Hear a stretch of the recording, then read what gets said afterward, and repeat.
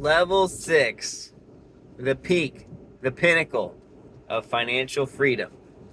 Apex financial freedom. This level is not about a specific number, although there might be a number for you, but that number is going to vary person to person, basically on what your appetite is for lifestyle consumption. But your means for lifestyle consumption is not the defining attribute of level 6. I'm going to make this video hopefully on the briefer side, because if you're at level 6, very slim chance you're watching these videos anyways. And so let me describe it though for you of what the experience is like. And with level 5, we talked about how, okay, as a rainmaker, it's about abundance and multiplication. And I would say level 6, Apex Financial Freedom, it is more about generations and magnification. It's like globalization, generations, magnification, legacy. So abundance and multiplication in level 5, the rainmaker, it's like it's raining, there's money everywhere, your opportunity cost analysis is increasing, and you're trying to figure out what's the optimum path for me to take the most advantage of all the opportunities in front of me. And at level 6, it's like instead of this multiplication effect of spreading wider and wider, or money growing greater and greater, and level 5 being defined by financial abundance, with level 6 it's really defined by magnification, like density to the multiplication. And the magnification is really in two directions. It's in the globalization and in the generational impact, which is why I say that it's legacy and magnification. Really, the what do you do next?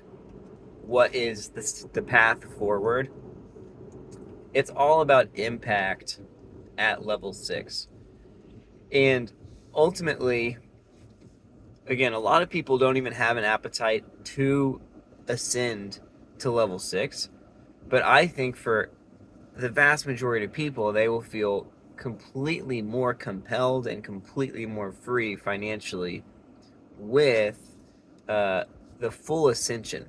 Because if you think about the pyramid, like if you were to take the pyramid off the ground and put it on its side and stick it onto an arrow, like let's pretend that the pyramid is now an arrowhead.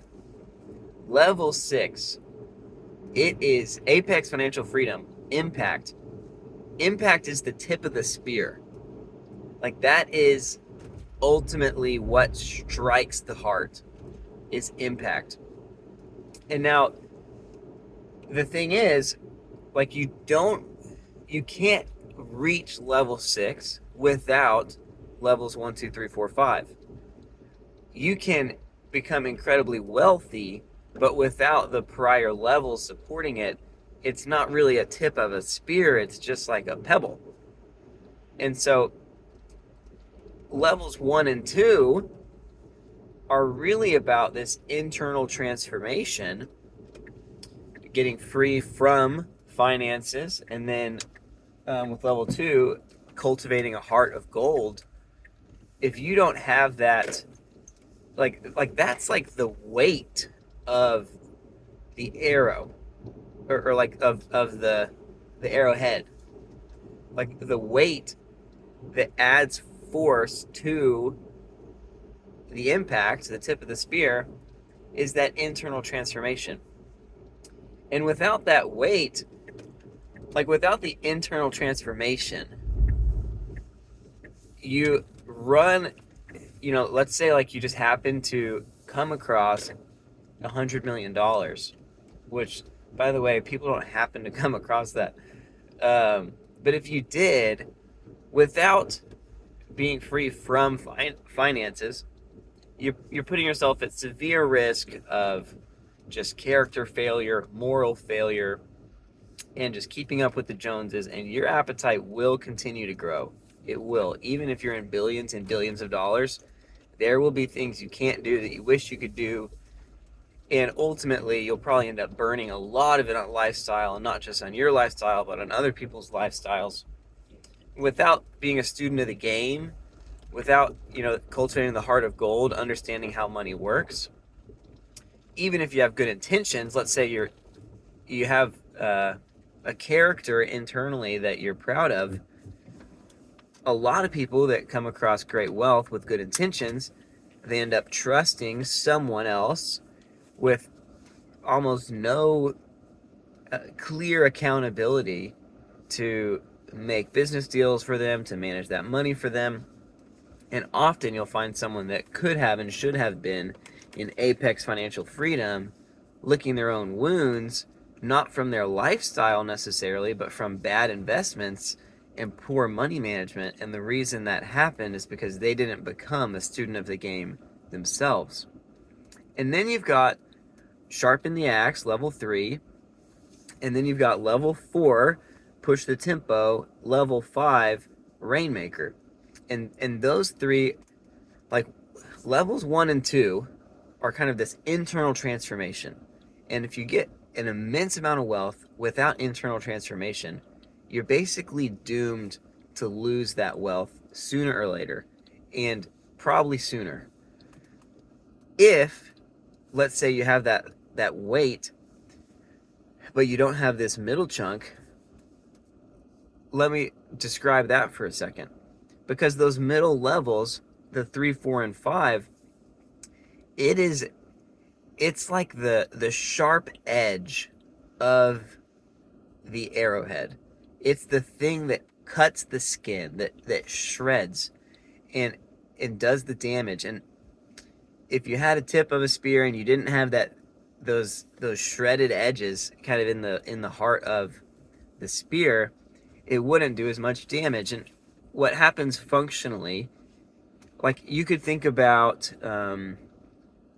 maybe someone that grew up in a great family, they've got a great kind of internal foundation of their character, and let's say they had family meetings once a quarter talking about money and management, and let's say this family was very wealthy and they very intentionally prepared their child to receive a large sum of wealth or steward a large sum of wealth later on in their life, and now they're there.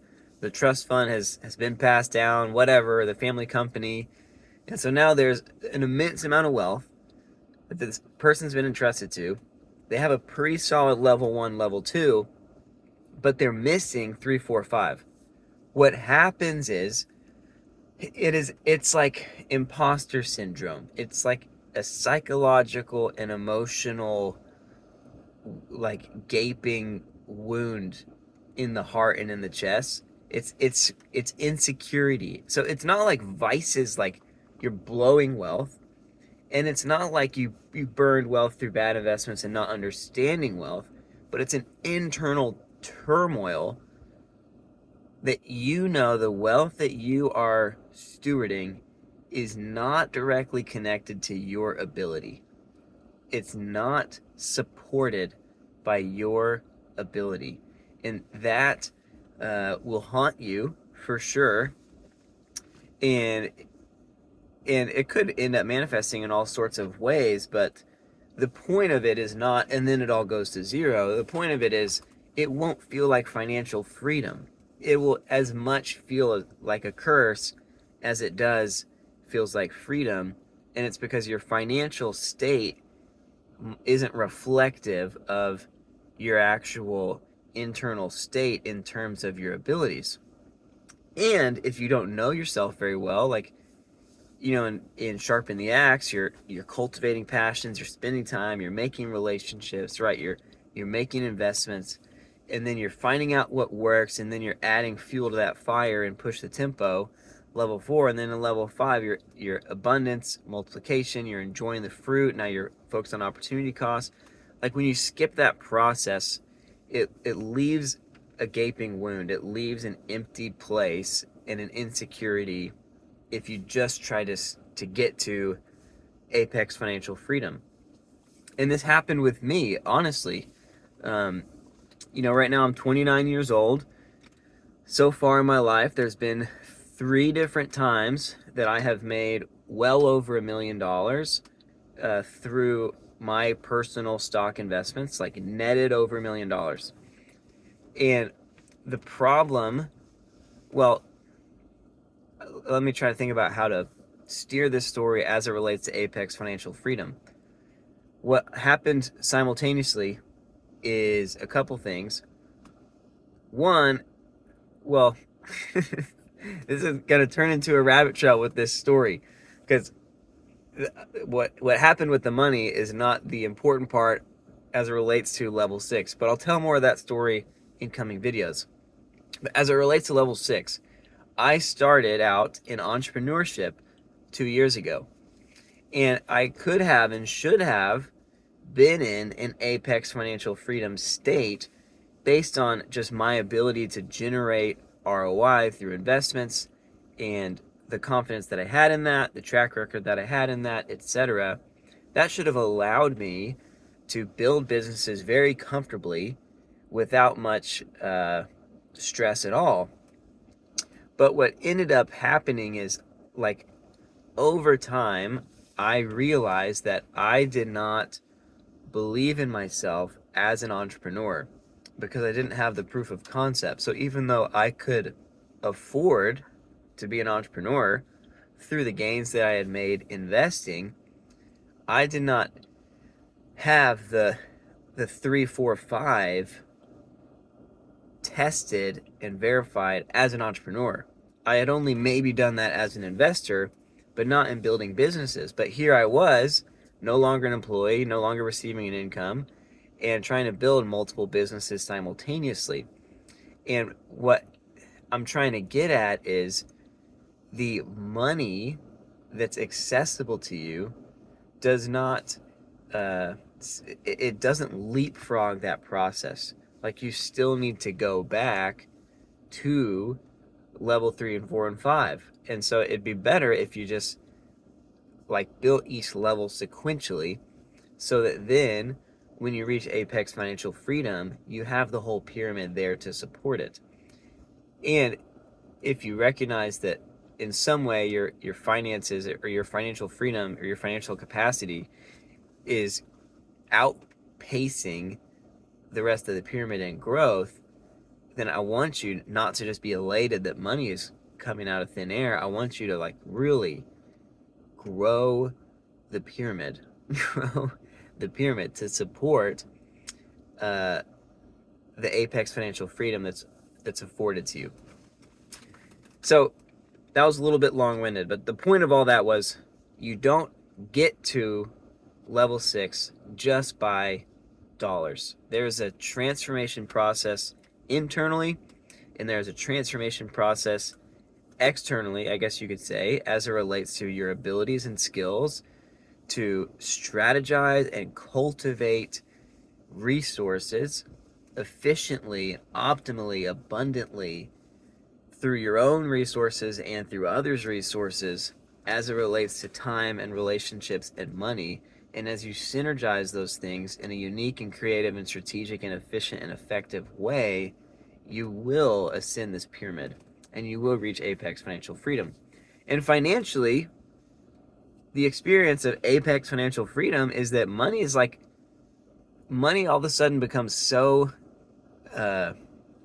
in some ways, not valuable. Like, there's plenty of it. There's more of it. It's not really an object. You're not focused on, of course, even at level 5, you're not focused on, oh my gosh, how am I going to afford groceries? Like, you're not really stressed about where do I live or what neighborhood, as far as, like, the affordability of life. At level 6, like, your life is paid for your life. Like, for sure. No matter what really you choose, as far as, oh, what if we want to go to this gym? Or, oh man, what if healthcare costs increase? Like, you're past the can I afford to retire? Like, okay, if I only withdraw this percent, then I think I could, like, you're past that. You're past that. And as a result, a couple things happen. Money becomes less valuable to you mentally. More money becomes less valuable. You still really value the money you have, but just thinking more money, more money, more money becomes less compelling. And your time and your relationships, all of a sudden, it becomes clear that those are far more valuable resources to you. And as it relates to money and business and your life and your skills, even if you're an employee, like, it is less about how much money will I make, and it is more about, as I've said, impact. Impact. Who will I impact? How deeply will I impact them? Who can I impact the most, the best, for the longest?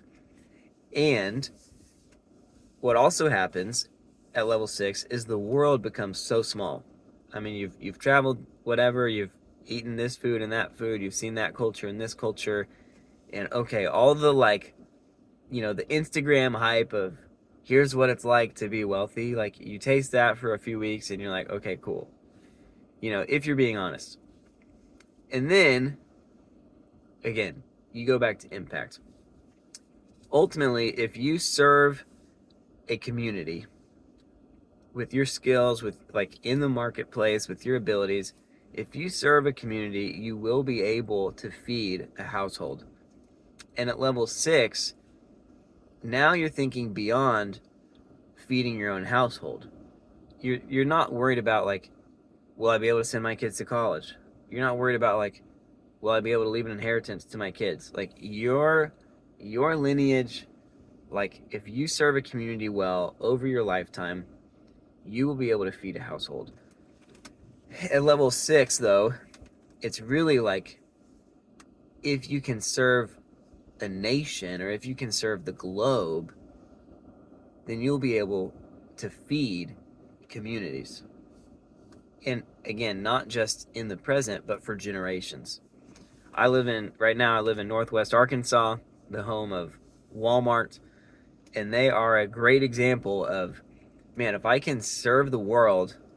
And again, I'm not really here to, like, glorify Walmart's business practices. I just mean functionally, they grew a business large enough to where it's making an impact all around the world. And what's happened? They have been able to feed communities. I mean, this entire region is built by them. So it's not just all the Walmart kids and their kids are all, 100 millionaires, several of them billionaires. It's not just their households are taken care of.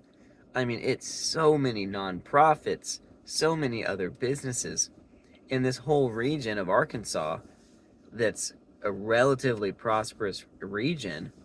Certainly quality of life is high. That's just built on their work, right? On their like their company and what they built. And literally they have the Walmart Foundation, and one of the key, like, philanthropic causes of the organization, it's like they do a lot with kids' education, they do a lot with clean ocean water, and then the other one is, like, Arkansas. Like, we are going to keep building theaters and parks and awesome schools and, like, educational programs, and, like, we are just going to keep making this place better and better and better to increase the quality of life of people here. And of course, like, the more desirable they make it to live here, the easier they can hire employees and keep the machine going with Walmart corporate.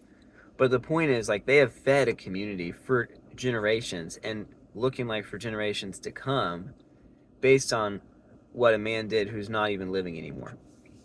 You can also think about, like, schools, like higher education, universities with huge endowment funds. You find people with, that, whatever, they achieve an extreme level of wealth, and of course they can afford their life anything they want, of course. And yes, they can pass down a whole bunch of money, of course. But it's like, man, if I throw all this into a huge fund, like, I could educate generations and generations of future scholars. And that legacy piece, that impact piece, is the driving force of level 6 people.